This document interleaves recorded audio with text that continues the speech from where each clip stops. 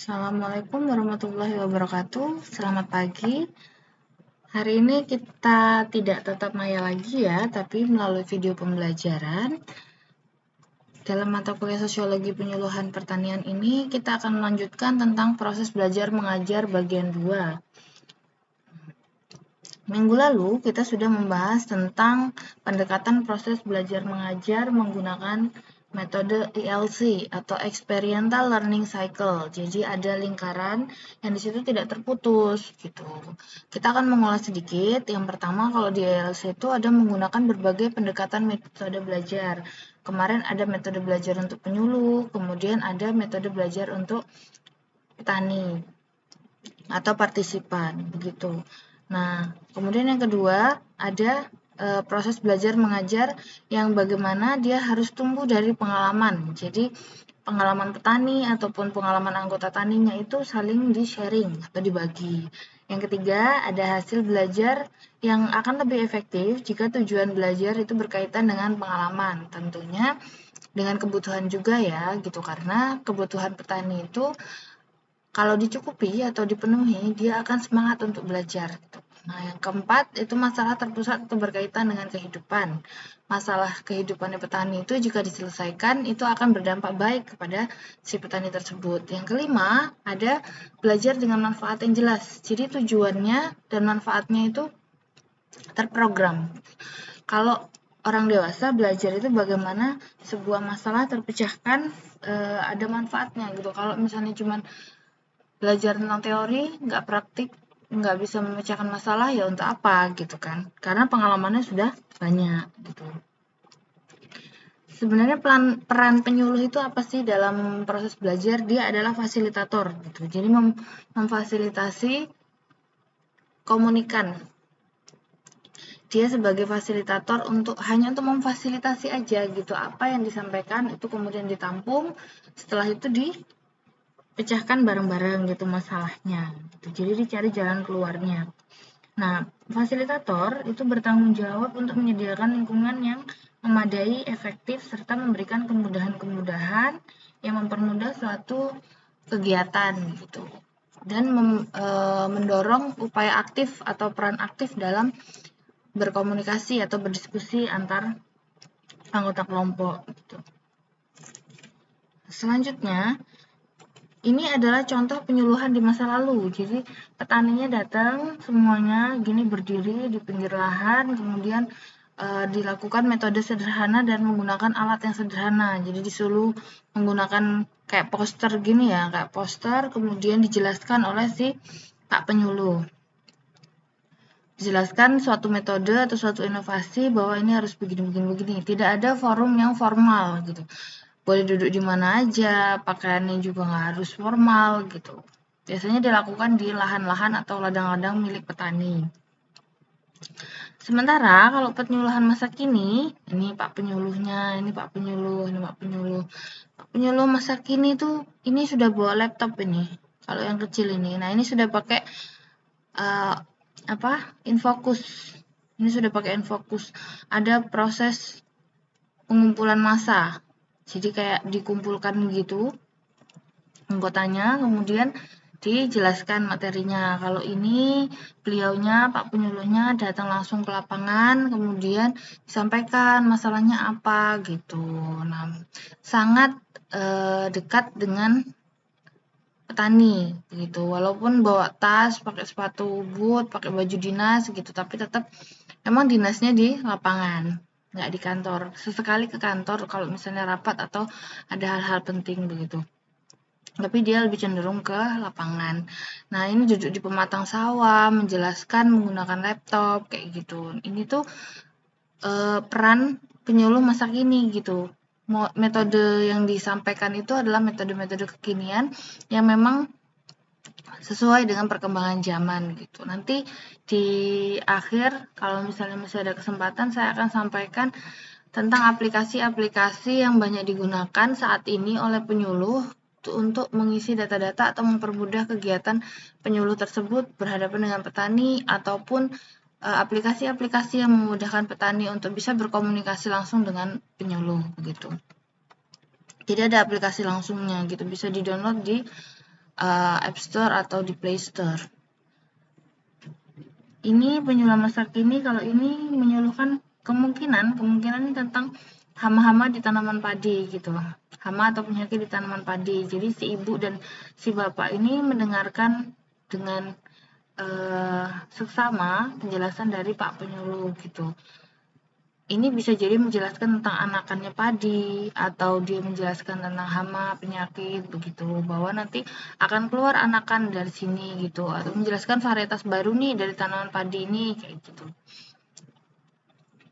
Ini jenis-jenis penyuluhan masa kini, tapi ini hanya terbatas untuk masa dalam jumlah yang cukup sedikit. Itu kalau yang cukup banyak, dia nggak akan melakukan penyuluhan dengan sistem seperti ini gitu, karena nggak efektif juga, nggak didengar nanti suaranya untuk yang ke banyak sasaran. Peran penyuluh dalam penerapan metode experimental learning cycle ini sebagai fasilitator. Jadi keuntungan ini melibatkan semua anggota berpartisipasi aktif gitu. Jadi siapa aja boleh ngomong, boleh menyampaikan pendapat, boleh berinteraksi kayak gitu. Dalam forum tadi, seperti tadi, ini siapa aja boleh berbicara, menyampaikan pendapat. Ini juga begitu. Dan ini kalau ini lebih kepada lebih intens gitu ya, antara penyuluh dengan petaninya itu lebih intens karena masanya cuma sedikit. Nah, siapa aja boleh gitu. Dan ini adalah fasilitator. Pak penyuluhnya adalah fasilitator, hanya memfasilitasi aja. Bisa jadi yang disampaikan ini adalah masalah-masalah yang didapatkan dari petani. Kayak gitu. Kemudian sistem belajar pendekatan. Nah, kemarin kita sempat bahas nih, ada 2 sistem belajar atau pendekatan belajar pada petani gitu. Ada pedagogi dan andragogi. Mungkin masih sangat asing ya dengan kata-kata ini gitu. Pedagogi adalah pendidikan untuk anak-anak gitu. Kalau andragogi itu pendidikan orang dewasa. Nah, sebenarnya berbedakah gitu cara mendidik anak-anak dengan orang dewasa? Tentu berbeda karena pengalamannya juga beda ya kan, kehidupannya juga sudah beda. Kalau saudara pernah dididik waktu SD gitu sama pendidikan waktu SMA itu kan sangat berbeda ya, apalagi pas mahasiswa gitu. Kalau masih kecil itu biasanya diajarin gimana langkah-langkahnya, proses-prosesnya, diajarin cara makan, diajarin cara berjalan, diajarin cara bicara gitu kan. Kemudian kalau orang dewasa nggak diajarin gitu lagi. Orang dewasa diajarin bagaimana cara bicara yang baik, berkomunikasi atau berinteraksi dengan orang itu dengan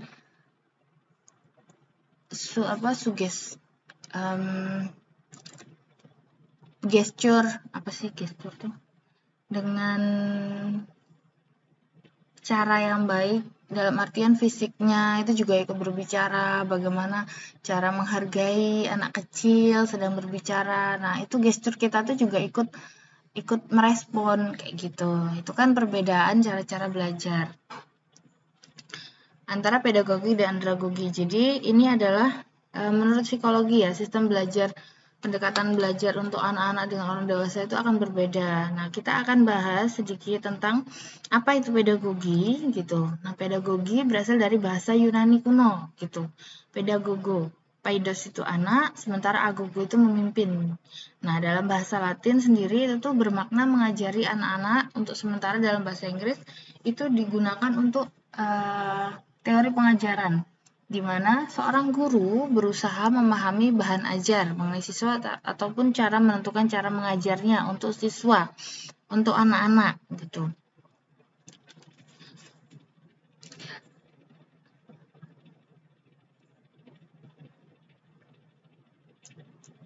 Kalau pedagogi ini merupakan suatu proses yang bertujuan dalam anak umumnya itu adalah menjelaskan prinsip-prinsip dan praktek mengajar anak-anak gitu. Ada pedagogi sosial yang digunakan untuk menggambarkan prinsip-prinsip mengajar anak-anak dan kaum muda. Kalau kaum muda, ABG atau remaja itu masih masuk dalam pedagogi. Ada hal-hal yang berkaitan dengan pedagogi. Yang pertama yaitu pengajaran atau teaching. Nah, pengajaran sendiri itu adalah teknik atau metode yang digunakan oleh guru dalam mentransformasikan konten pengetahuan, memberikan konten pengetahuan gitu, menyalurkan, dan mendukung atau memicu dan mengawasi perkembangan dari si siswa untuk mencapai tujuan pembelajaran gitu. Jadi menempatkan guru pada posisi yang sentral. Maksudnya itu guru itu adalah penggerak utama sekaligus pembimbing, pengamat gitu, bagaimana siswa ini bisa menerima transformasi pengetahuan dari si guru tersebut.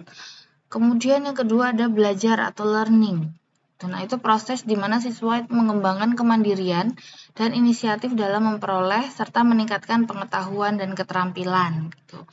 Kalau belajar itu kembali ke siswanya, bagaimana dia menerima, merespon, mengembangkan suatu pengetahuan yang dia dapatkan dari transformasi tadi gitu. Ada yang ketiga yaitu hubungan belajar mengajar dengan segala faktor lain yang ikut mendorong minat pedagogi.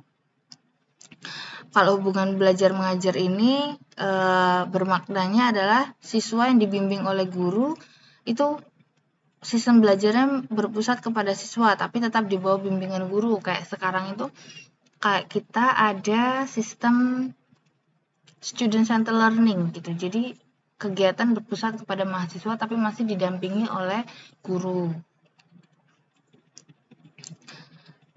Kalau pedagogi ini biasanya belajar mengajarnya itu masih bersifat dalam pendidikan atau lembaga formal. Gitu. Sekolah itu masuk dalam pendidikan formal. Gitu. Dengan seperti ini, pedagogi itu lebih efektif menggabungkan alternatif strategi pembelajaran yang mendukung keterlibatan intelektual atau pengetahuan dari siswa. Kemudian ada hubungan antara guru dengan siswa, juga dunia yang lebih luas gitu, lingkungan kelas yang kondusif karena mereka tergabung dalam satu kelas dan itu dianggap sebagai suasana belajar mengajar atau iklim yang kondusif dan sama, tidak ada faktor lain gitu. Kalau kita belajar di luar, mungkin akan ada faktor lain,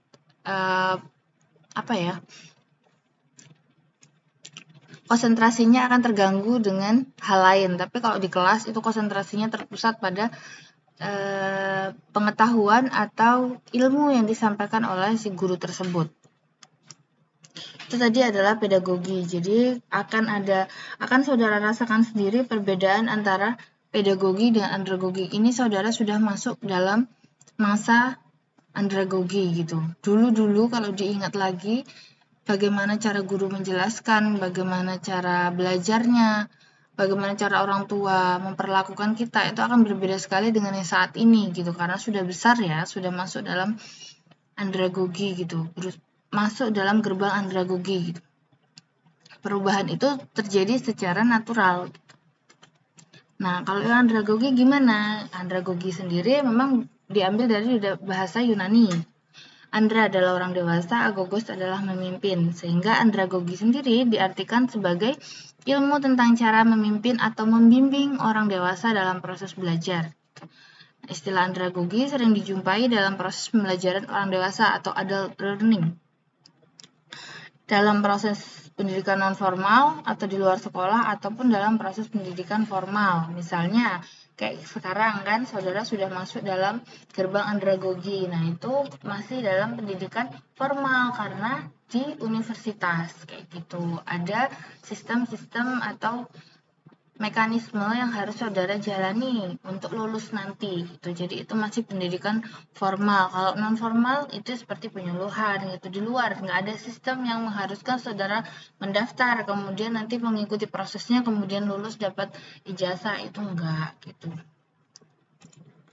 Nah, untuk selanjutnya, fungsi guru dalam andragogi atau pendidikan orang dewasa itu hanya sebagai fasilitator, sama seperti penyuluh tadi ya, bukan menggurui, sehingga hanya ada terjadi relasi atau sinergi antara guru dengan peserta didik, murid atau warga belajar gitu. Bisa petani ya di sini ya, lebih bersifat multi communication, di mana sudah saya sering katakan bahwa ada komunikasi timbal balik atau komunikasi dua arah gitu, multi communication gitu. Pembelajaran diarahkan pada kondisi sasaran yang menekankan pada peningkatan kehidupan. Ada pemberian keterampilan dan kemampuan untuk memecahkan permasalahan yang dialami. terutama dalam masalah hidup dan kehidupan sasaran di tengah-tengah masyarakat. Jadi peran penyuluh itu nggak hanya sebagai, kalau di desa-desa itu nggak hanya sebagai guru di bidang pertanian aja, tapi masalah-masalah kehidupan yang lain itu juga sering ditanyakan gitu ke penyuluh. Karena mungkin penyuluh punya cara berpikir atau cara pandang sendiri gitu kan, yang dianggap petani itu mampu memecahkan masalah mereka.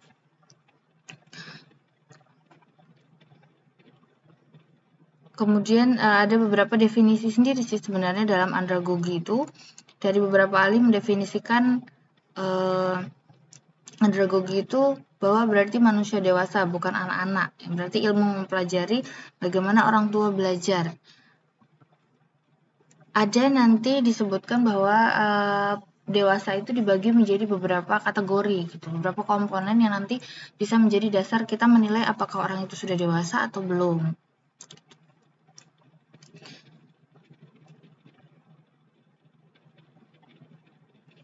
Selanjutnya, ini adalah andragogi, di mana kedewasaan seseorang meliputi age, psychological maturity, dan social rules.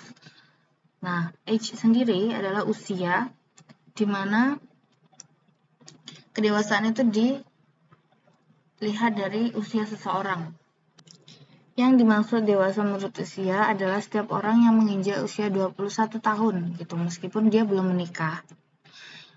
Nah, ini diungkapkan juga oleh salah satu peneliti itu bahwa dewasa itu adalah status keadaan yang ditujukan pada usia 21 tahun untuk awal masa dewasa yang sering dihitung sejak 7 atau 8 tahun setelah seseorang mencapai kematangan seksual, atau dalam artian 17 tahun ya, kalau di kita remaja itu sudah 17 tahun. Dihitung 7 sampai 8 tahun dari situ. Bisa 21, bisa 24, 25 itu dianggap kedewasaan. Tapi dari kita sendiri, dari kehidupan sekarang, kedewasaan itu nggak hanya dilihat dari usia gitu. Dari nanti ada mature juga, psychological maturity gitu. Pendekatan berdasarkan usia ini dilakukan oleh beberapa ahli sehingga melahirkan perbedaan perlakuan terhadap hukum yang mendasar, atau ada orang-orang yang melakukan pelanggaran hukum seperti itu. Nah, kalau dilihat dari dimensi biologisnya juga, itu bisa terlihat dari segi fisiknya. Kemudian di mana dia bisa meraih atau memilih pasangan hidup, siap berumah tangga, dan lain sebagainya gitu. Itu bisa dilihat dari age-nya. Kalau ada beberapa referensi yang mengatakan bahwa dewasa itu berdasarkan dimensi psikologis dapat dibedakan berdasarkan 3 kategori. Yang pertama dewasa awal itu usia 16-20 tahun, dewasa tengah itu antara 20 hingga 40 tahun, dan dewasa akhir itu 40 hingga 60 tahun. Ada di sini yang keluarganya berusia 40 hingga 60 tahun? Pasti ada ya gitu, entah ayahnya atau neneknya begitu, atau uncle gitu, paman gitu misalnya. Nah, itu adalah pembagian berdasarkan dari penelitian orang psikologi. Tuh. Ada yang memandang bahwa usia seputar 25 hingga 40 tahun adalah usia emas. Pernah kan yang mendengar usia emas kayak gitu. Nah, itu adalah 25 sampai 40 tahun gitu. Pada dimensi ini biasanya ada proses perubahan kayak gitu pada diri seseorang. Biasanya orang itu akan melihat orientasi pada tugas-tugas atau yang dikerjakan. Lebih kepada kepentingan pribadi sebenarnya. Jadi hari ini saya harus melakukan apa, ada target, ada goals-nya hari ini gitu. Kemudian ada tujuan-tujuan yang dikembangkan itu punya kebiasaan kerja yang efisien. Kalau kemarin aku nggak menghasilkan apa-apa, berarti hari ini aku harus memperoleh sesuatu yang sesuatu yang berharga gitu. Gimana sih caranya gitu? Aku buat list-list gitu. Ada tujuan-tujuan yang harus dia capai, dan itu ada prosesnya gitu. Efisien kerjanya dan jelas. Kemudian ada kemampuan mengendalikan perasaan. Secara usia, karena dia memang naturalnya adalah orang dewasa gitu ya. Jadi dia bisa mengendalikan perasaan. Misalnya dia emosi, tapi ya udahlah ya, kenapa juga harus emosi gitu kan, ditahan gitu. Bisa dikendalikan perasaannya. Kemudian ada pandangan yang objektif terhadap keputusannya, bukan lagi penilaian secara subjektif gitu. Kalau anak-anak dulu misalnya dalam permainan gitu ya, dalam permainan saling salah gitu, mainannya diambil gitu, terus dia marah sama teman yang ngambil itu, ya udah besok nggak mau main lagi gitu kan, subjektif gitu. Kemudian temennya yang ikut main dengan si ngambil barang tadi ikut dimusuhin gitu, nah itu subjektif sekali gitu. Tapi kalau misalnya orang dewasa, dia lebih objektif, menilai bahwa semua masalah itu tidak dinilai pada satu sisi saja gitu, jadi banyak sisi yang dia nilai gitu. Kemudian juga bisa bertanggung jawab terhadap sesuatu. Kalau dia melakukan kesalahan, dia akan bertanggung jawab. Itu salah satu ciri orang dewasa. Gitu. Kemudian untuk psychological maturity itu adalah kedewasaan berdasarkan psikologisnya. Tadi sempat disinggung bagaimana dia memecahkan masalah, bertanggung jawab terhadap apa yang dia laksanakan atau dia lakukan, kemudian dia menilai sesuatu itu secara subjektif, secara objektif, nggak subjektif gitu ya. Itu adalah maturity. Kemudian bagaimana social rules-nya? Social rules-nya bagaimana dia bisa bekerja sama dalam satu tim misalnya dengan orang lain gitu. Kalau sejauh ini selama ini dia belum bisa bekerja sama dengan orang lain atau masih bekerja secara mandiri, pribadi kayak gitu. Bagaimana social rules-nya itu sudah berkembang. Aku nggak bisa mengerjakan semuanya sendiri. Aku harus minta tolong sama orang atau aku bisa membantu orang lain gitu. Ada kepuasan tersendiri ketika dia bisa membantu orang lain. Itu adalah social rules-nya. Kemudian pendidikan orang dewasa adalah suatu proses belajar yang sistematis dan berkelanjutan. Tujuannya untuk apa? Tujuannya untuk mencapai perubahan pada pengetahuan, sikap, dan nilai keterampilan. Sama dengan yang tujuan dari penyuluhan, yaitu merubah sikap, pengetahuan, dan keterampilan dari petani tersebut untuk mencapai kesejahteraan hidupnya. Andragogy seperti itu. Ada konsep orang dewasa di mana dia punya konsep diri. Pertama, the self concept. Aku punya konsep terhadap diriku sendiri, punya prinsip gitu ya. Punya prinsip terhadap diri dia sendiri. Setiap hari aku harus melakukan kegiatan ini. Ada daily routine yang dia lakukan setiap hari, kemudian ada hobi-hobi yang dia lakukan juga di selang kegiatan rutinnya. Itu adalah konsep diri. Kalau orang tidak memiliki konsep diri, itu perlu dipertanyakan apakah dia sudah dewasa secara usia atau secara psychological maturity atau secara social rules kayak gitu. Nah, itu perlu dipertanyakan. Konsep diri. Kalau seandainya saudara saat ini belum memiliki konsep terhadap diri sendiri atau the self concept, pikirkan atau perhatikan gitu. Mulai merubah konsep diri. Saya seorang mahasiswa, saya sudah mulai masuk ke gerbang kedewasaan, maka sikap keterampilan saya harus seperti apa gitu. Yang kedua ada pengalaman hidup.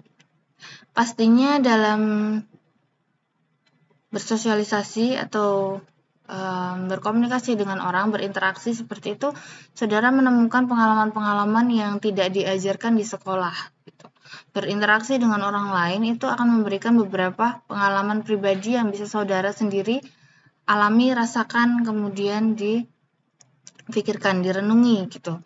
Ternyata ketika saya berbicara dengan si A, saya harus menggunakan logat seperti apa, menggunakan volume suara yang seperti apa, menggunakan gesture badan yang seperti apa gitu.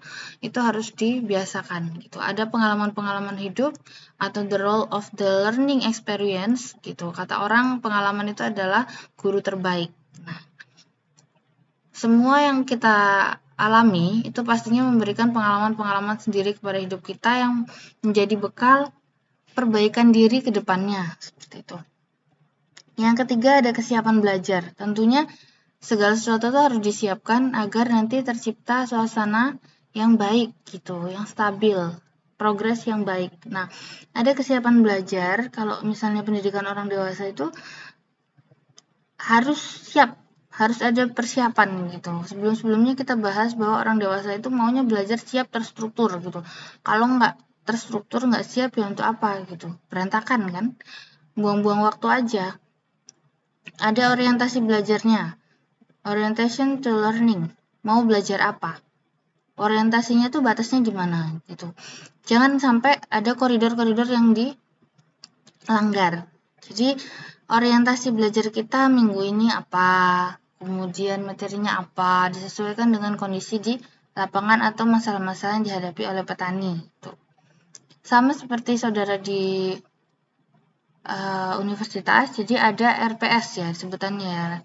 Rencana pembelajaran semester itu adalah orientasi kita akan belajar apa di minggu pertama, minggu kedua, dan seterusnya. Memang tidak semua yang tertulis di RPS itu akan kita pelajari, tapi itu pasti nyambung gitu. Antara minggu 1 sampai minggu 8 gitu. Nah, itu adalah koridor-koridor yang nggak boleh dilanggar di mata kuliah. Gitu. Kemudian ada kebutuhan pengetahuan, the need to know. Apa yang ingin diketahui oleh praktikan atau oleh komunikan. Apa yang diketahui disampaikan kepada penyuluhnya, kemudian nanti akan disusun proses belajar mengajarnya, orientasinya seperti apa, kayak gitu. Ada kebutuhan pengetahuan, gitu. Dan biasanya orang kalau belajar itu kebutuhannya itu tuh kurang mengerti tentang ini. Kemudian ternyata setelah didalami, oh ada lagi nih kurang tentang yang ini nih, gitu. Jadi belajar terus-menerus, katanya belajar sepanjang hayat ya, dari mulai lahir hingga nanti meninggal. Ada motivation, gitu. Ada motivasi. Motivasi ini bisa berasal dari diri sendiri, orang lain, lingkungan sekitar, gitu. Atau orang yang spesial, gitu. Spesial. Nah, motivasi ini kalau dari diri sendiri itu yang paling kuat. Bagaimana kita bisa memotivasi diri sendiri berdasarkan dari pengalaman, penglihatan, atau dari lingkungan sekitar, gitu. Kalau di mahasiswa biasanya temennya dapat nilai A gitu, kita langsung termotivasi untuk ikut atau harus mendapatkan nilai A juga gitu. Dia bisa, kenapa saya enggak gitu. Sama-sama belajar, sama-sama dikasih materi, kenapa dia bisa dapat A, aku enggak. Itu jadi motivasi tersendiri, tapi yang bisa merubah kondisi seseorang itu hanya orang itu sendiri gitu. Percuma kalau lingkungan menyemangati, ayo semangat, ayo belajar, motivasimu kamu dapat A gitu, nanti caranya gini. Tapi kalau dirinya sendiri nggak berubah ya percuma gitu. Makanya lingkungan, kemudian orang spesial itu adalah faktor X sebenarnya yang memotivasi. Tapi kita bisa termotivasi dengan melihat mereka atau berkomunikasi, berinteraksi dengan mereka gitu. Semangat dalam diri itu harus ditumbuhkan gitu. Nah, biasanya di orang dewasa itu ada semangat atau motivasi dari diri sendiri yang didapatkan berdasarkan dari lingkungan gitu. Motivasi diri sendiri itu sangat efeknya tuh sangat besar gitu untuk perubahan ke depannya. Jadi harapan saya sebagai mahasiswa, saudara sudah bisa memotivasi diri sendiri. Kalau sekarang mahasiswa, aku harus tunjukkan bahwa aku mampu menjadi mahasiswa yang baik gitu. Baik secara emosional, kemudian intelektual, kemudian secara sosialnya itu harus berubah gitu ya. Karena saudara sudah masuk gerbang andragogi atau gerbang kedewasaan. Itu tadi yang sudah saya sampaikan tentang sistem belajar mengajar pada orang dewasa dan anak-anak gitu. Tentunya akan sangat berbeda ya. Kalau ada yang ditanyakan, silahkan memanfaatkan grup chat atau bisa menggunakan Sunan, nanti tanya di Sunan gitu. Terima kasih, semoga bermanfaat. Saya minta maaf kalau ada kata-kata yang kurang berkenan. Saya akhiri, wassalamualaikum warahmatullahi wabarakatuh.